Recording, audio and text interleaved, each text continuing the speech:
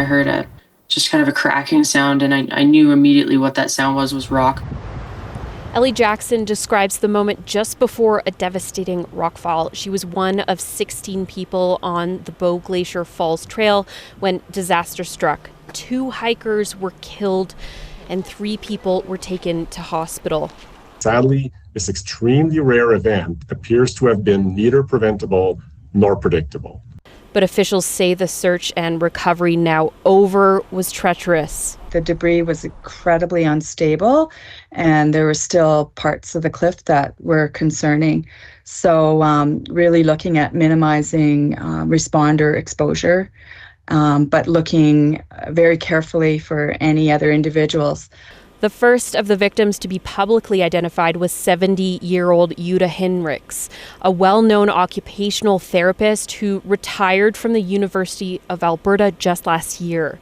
So sudden and so shocking. And again, she had just recently retired and was able to find some extra time now to get outside and really enjoy herself. So this is a shock to all of us. The body of the other hiker killed was found early Friday morning. Officials say a dog picked up a scent late Thursday, but there was too much risk, not enough daylight left to follow it.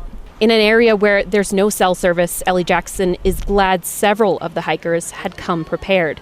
I had a lot of equipment with me. I have my emergency satellite device. I put my phone into SOS mode as soon as I could. I can't believe how many people came together to help and do whatever they possibly could with their abilities and the equipment that they had to help.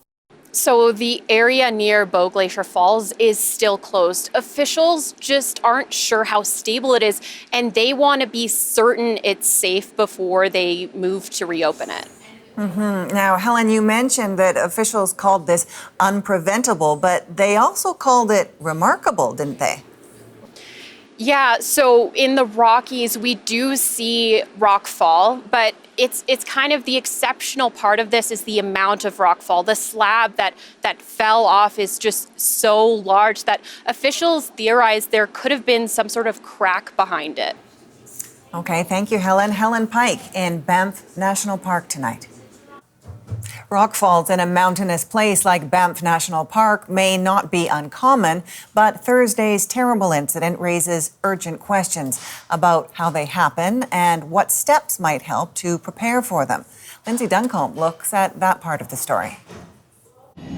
Mountains may look solid, unchanging, but these layers of rock are often moving. Rocks, like anything else, when they get hot, they'll expand, and when they get cool, they contract. So over day and night, these rocks are in motion. Over time, those changes in temperature create cracks, and eventually, with gravity, the rock can give way.